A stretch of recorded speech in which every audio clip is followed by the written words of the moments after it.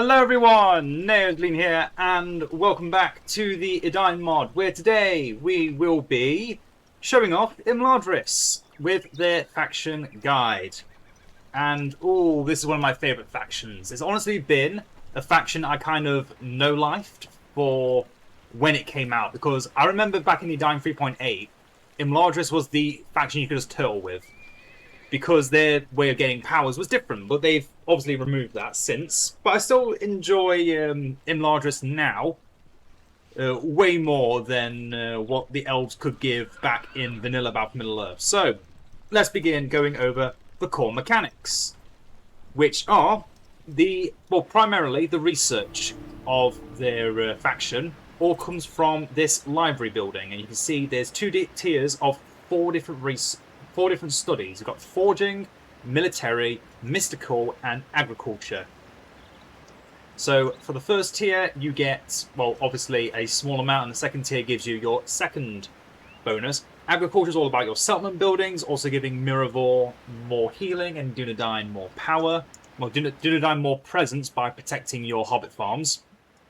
Your military studies is what allows you to get your higher tier units from your barracks, and how to get your tier 3 units from the barracks is when you get the second tier of military studies, on top of increased recruitment speed, because that's what happens when you get level 3 and level 2 buildings. Forging studies or blacksmithing studies allows you to get the secondary upgrades for your units. So for archers, you get the gold-tipped arrows turned into Eregion arrows. For your infantry, so Rivendell pikemen, blade masters, and swordsmen, they get Eregion blades, which gives them increased attack speed. And the Eregion arrows gives increased damage to allies at the point of the impact of the Eregion arrows. So the archers of Imladris are much more of a support unit than they are anything else, and your infantry is your entire power structure, which is why I love playing with Imladris in that way. And then lastly is the mystical studies. I don't show it off much because it only upgrades your Orphus halls and then gives more power to your Lord Master, which I realise now I didn't get at all, but to be fair, there's not much to talk about with the Lord Masters. You get 4 different elements to choose from. You can merge 2 of them together to get unique abilities. Firstly, you get the abilities through the mystical studies, and then you get the fuse abilities from the advanced mystical studies. So, for example, we go for Earth Mage. He gets the disabling tremor once we get the tier 1 studies. Light gets a flea effect similar to Arwen's Light of the Even Star. Water gets a heal, and air gets a speed and knockback resistance, I believe. I'm going to confirm that now against Swizz of the Wind. Oh yeah, allies in vicinity, bonus speed and knockback resistance. And then, for example, if I was to merge these two together, it makes one of my favourite combos. You get both their abilities, and also the Sandstorm, which around the building, you're just constantly flinging enemies around. Lord Masters are very fun to use, but very difficult to maintain. Anyway, back to everything else. The next important thing, the next core mechanic, comes from Erestor. His existence is what gives you your bonus upgrade. So, for example, Veteran of the Last Alliance, you're required to have Erestor in the building to get it. Same with the banner carriers. Same with the horse shields, the blinding shots. All of your upgrades from your Eregion forgers, and what else can you target again? I'm already forgetting. I think that's it. Yeah, Orphus halls, forge, military buildings, and library. That's it. Library makes recruitment of the Lore Masters faster and cheaper. Whereas in any military structure, he increases the recruitment speed and gives you the upgrades. The Orphus halls gives you more money, and the Eregion Forge gives you your upgrades. But yeah, that 100% resource generation from Orphus halls, I actually showed off in my last Imladris video that it is good, but a 100% bonus to only one Orphus hall of currently 41. So an extra 41. It's like having another resource building instead of being able to get upgrades for your troops if you go one way or the other. But that is also dependent on how you prefer to play. And then the most obvious thing about Imladris is your entire roster is basically elite. Every entity in the Imladris roster, not including the Dunedain roster, has only 5 entities. Your basic troops are your elite troops, all very expensive, but are very worth it. Even the units you get from your Journey to Valinor power is only 5 entities, whereas the Dunedain are 10 each, making them the most elite roster in the game. Next up, we are going to go to their strengths, and those are, well, as I already said, very powerful roster, above average for all of your units. Your pikemen have the best revenge damage in the game. Your cavalry are some of the best in the game, and they actually got nerfed to try and compensate for that fact, because Rohan was getting outplayed by these amazing lancers. And though they are expensive to begin with at 800, if you build these farms instead of the Hobbit farms, you can really get ahead. And unfortunately, these are currently one of the weaknesses of Imladris. We'll get into that in a second. You also have one of the original powers of Battle for Middle-earth in a heal. Just a heal that will heal every entity inside and regenerate entities. And for Imladris in particular, this power cannot be understated. In a faction like Mordor, that would be, okay, great, 1 orc for every unit in that AoE. Great. But every single one of these elves is worth at least 10 orcs. Each of them is worth at least 3 men of Gondor in their respective roles. So this one unit is I would say about the same as 1 full unit of Gondor archers. Maybe even more so when they're fully upgraded. But maybe less as well, because Gondor archers are actually pretty good. But yeah, in general, your units are better for how few entities you get.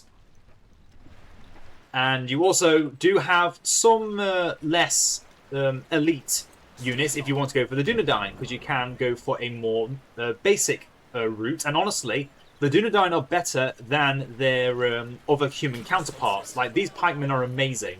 There's bonus damage if they get trampled. Bonus movement speed, and the unexpected salvo. So these are Athenian Rangers at only 300, and that cost can again be discounted if you get the Hobbit farms instead.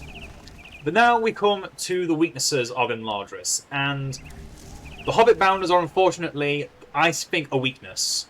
For how expensive they are, yes, you can put them back in, and they'll give you all the money that you spent on them. But if you're building these units, you're wanting to use them for something. A unit of, honestly, trash tier units on par with orcs, costing almost twice as many command points, is a bit unsettling. And are 300 resources each. I understand the whole point of them is you bring them out to fight in only desperate situations. But if it's a desperate situation, shouldn't the unit at least be good? Is my unfortunate question. If people actually have good use with these bounders, by all means, I'm not going to say prove me wrong, because I don't think you can. Prove me wrong physically. But if you actually have a good experience with this unit, tell me. Tell me how you use them. Tell me how you prefer to use them and how they can be best utilized. Because I currently just do not have a solution that makes the Hobbit bounders worth getting. And another weakness, as I've already kind of mentioned, is the fact your army is very expensive to begin with. And you will have economy issues if you constantly have your units dying. If they're dying constantly, unlike a Gondor soldier unit, that's only 200 resources, 100 if you get Denethor's ability, or even less if you get the increased taxes, you're just going to be wasting more money on a unit that isn't getting anywhere near as much value as it should. And honestly, half of that could be down to the playstyle. Imladris is not a faction you can run it down with. Not by a long shot. They are one of the most difficult factions to play, and I will admit that. Even as much as I love this faction, as much as I have gained a lot of really fun times with this faction, I can also understand why people will really struggle with this faction, don't know how to play them very well. Or if it's your first time playing Edain, you'll be absolutely stumped on what to do because you might not be able to focus on the library, which is your entire center for this faction. You don't get this, you get none of your upgrades, you're stuck with basic troops with no way of upgrading them because, again, you need Erestor to get your upgrades from your forges. And an army without any upgrades for Imladris is basically just dead weight by the mid to late game. You need to be getting these units leveled up fast. And yeah, each loss is punishing. Every single elf dead, again, is more than one of every other faction's units. You need to make every single unit count. Every single entity needs to do more than everyone else's. And that is why Miravor is so important. It's the power I almost always go for at the beginning, because if I lose even one entity of these elves, I want it back immediately. Just use that heal. And it's why agricultural studies, again, if you don't know about the library, then you screwed yourself because you get losing out of the healing of Miravor. I remember one of the only PvP games I've done in Edain was against an Isengard who went too early into getting your overall Isengard roster of Urukai. And there was an Imladris who didn't know about the library. And it was a camp start, so you were very limited to begin with anyway.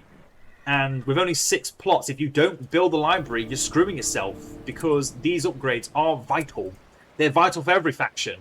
But with Imladris, they hold a lot more back. It's similar to Gondor with the marketplace, how both those buildings are very pivotal to your role, but they don't look like they do. But they really do. If you aren't ready, this faction can feel like a burden trying to get the most out of them. But they are really, really, really, really fun once you get the basics down. And speaking of the basics, this is how I prefer to play this faction, which I've shown off so many times now I could say it off by heart without even having the scripts in front of me.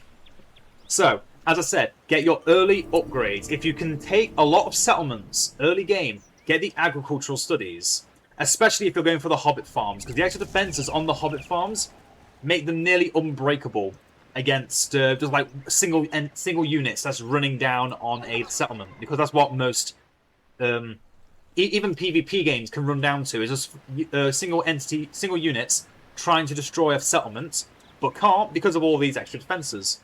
And also the AI are really stupid. They will kill all the entities around the farm, but not destroy the farms. You're still getting all your money's worth. You've lost nothing, and they've lost everything.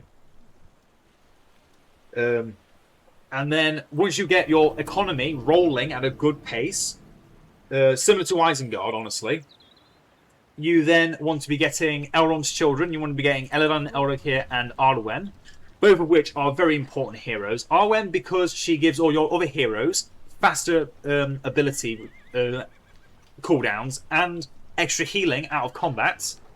So she's really good. She's very vital to your entire faction, on top of being able to heal, make enemies run away, run really fast, and also make a unit regen everything around them while out of combat. And Edain and Elrohir are just good against any number of heroes. I've played against Mordor so many times with Imladris, and I will say these heroes are a godsend. Give them that armor upgrade I just gave them instead of the ranger cloaks. They can do so much damage thanks to that critical hit. Just that bonus damage is so good when you've got damage as high as theirs. As I talked about in the other videos, I've talked about the twins, which are quite a few actually. And as I said before, every casualty matters, so take as few risks, as few casualties as possible. Take a good portion of the map, but don't move out and try and be a force to be feared, because that is how you lose control of everything. Don't be afraid to lose a few settlements. If you do, big whoop. If you're able to hold on to them, great. If you go all agricultural studies first, you might be falling behind because you don't have enough resources. If you have a castle star and you have lots of Eregion forgers, at least 4 of them, then definitely go forging studies first, because the extra money from the tier 2 to tier 3 forgers is, again, a vital step to making your faction work. Then you start going into your military studies, getting your better troops. Not always archers, I'll admit, you don't always want to be getting lots of archers. I do remember someone saying they normally build like 6 units of archers, and I'm like, really? 6? Nah. Instead of archers, go cavalry. Yes, it means there's another slot in your base. Yes, that means you might be losing out on another Eregion Forge. It's worth it.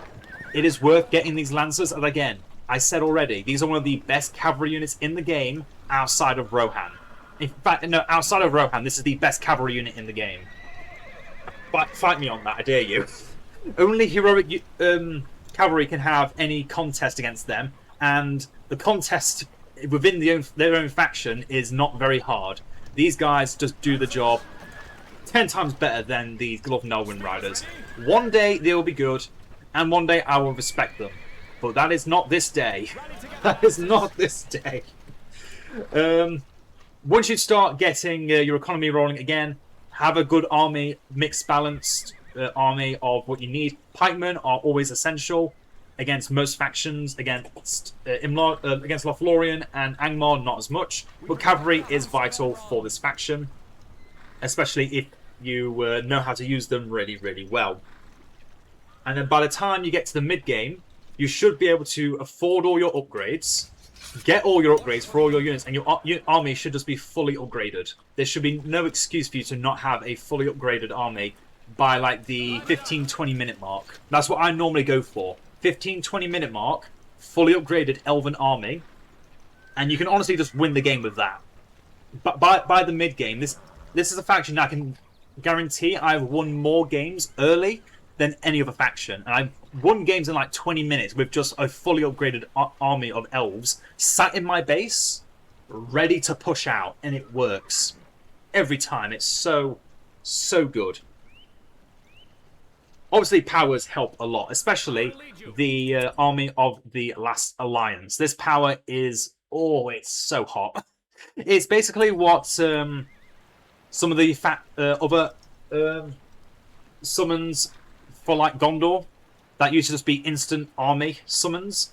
It's that, but it's better because it has 4 heroes, including Gil-galad, who can destroy a lot of buildings almost by himself. If you have Elrond with Restoration, he will just instantly give them their abilities back, and Gil-galad can just rain destruction with his spear and the ring Vilya at your command. Obviously, it does take a lot of time to go that way, especially since I've always been talking about Influence of the Evening Star being so good. But again, Miravor's good. Edain good. Tom Bombadil's good. Last Alliance, you can just go with that. And honestly, your aggressive tree is very defensive in a way, in that it helps you just survive long enough until you get the Last Alliance to then just win with that. It works every time for me. Very few games I've not done really well with just elves.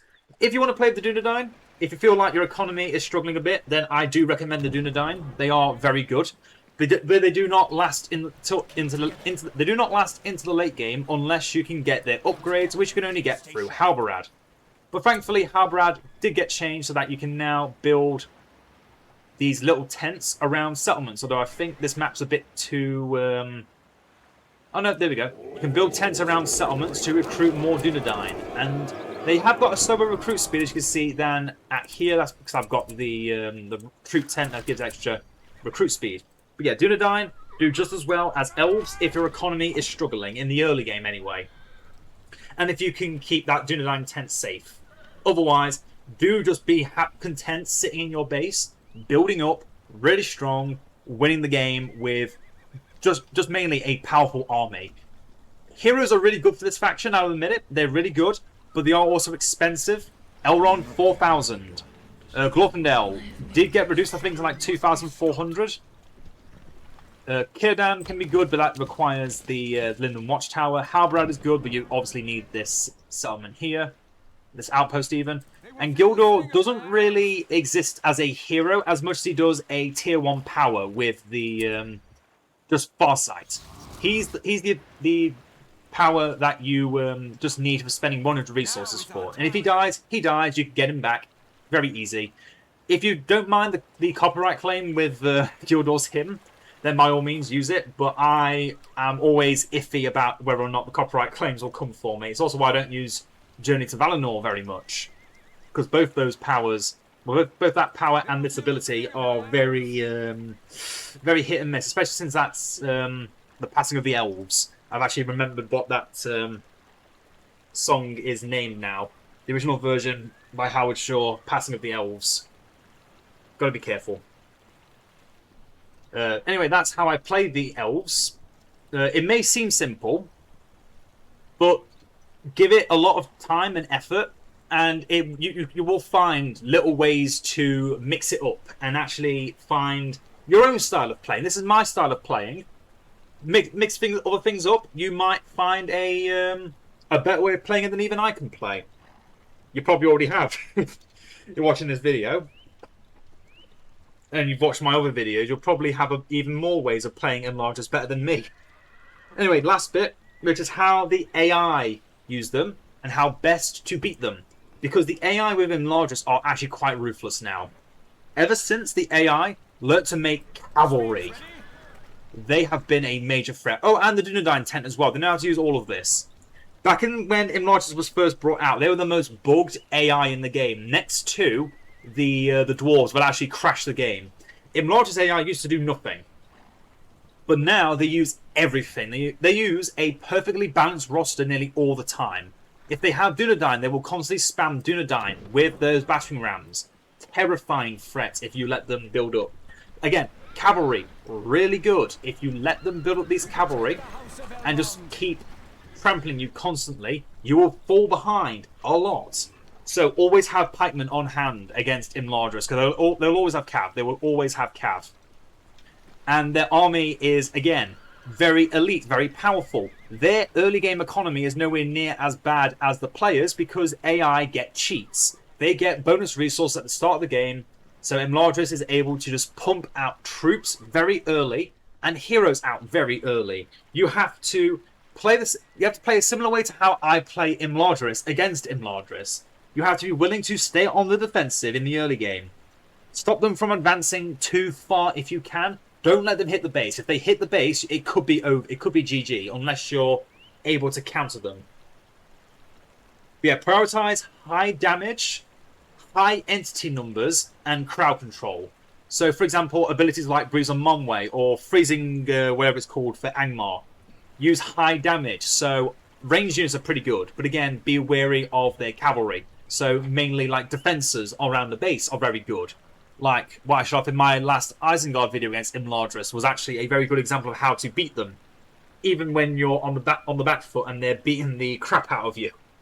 Be always on the defensive until you can actually start pushing out, because they will eventually wither. They'll eventually not have the resources to constantly pump out units and give them upgrades, for example.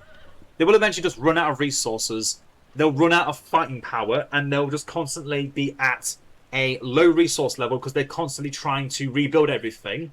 And unlike a player who might, for example, let their resources get up really, really high in the thousands, like what I normally do when I play Imladris, and then get everything leveled up all at once, they will just throw out trash at you, which will eventually become not trash if they use Training of the Firstborn on any of their buildings, and then it'll always be fully upgraded troops. Which, by the way, they do as well. They use everything. And Imladris is one of the scariest factions the AI use. I need to eventually make a video talking about which AI is the most scary when they control by the AI, because Imladris is definitely one of the top ones. Because, yeah, early game, they fight and play like they just have infinite resources. And it shows, and it is terrifying. But if you can get through it all, you'll find it is actually still quite enjoyable, because they don't give up, but they don't give a proper late game feel yet. I think if the Edain team could give the AI little extra increments of resources at crucial points in the game, that would help the AI keep going. I don't know how if it's possible or not. I don't know how the original resource boost the AI works yet. But for sure, if you underestimate this AI, if you sit back and just try and build up tall against the AI, you will lose. Although, one note, if you ever see their archers, like I said, high entities. Because these guys will overkill so often Mordor Orc spam can honestly ruin these archers, which is why, again, I don't use a lot of these archers, because they're low entity, and they are, in my opinion, a support unit. They slow enemies, reduce their speed and damage, and then they give bonus damage to every allied unit around where they shoot at. So, definitely feel like a support unit compared to other archers, like, for example, the Galathlin for Lothlorien.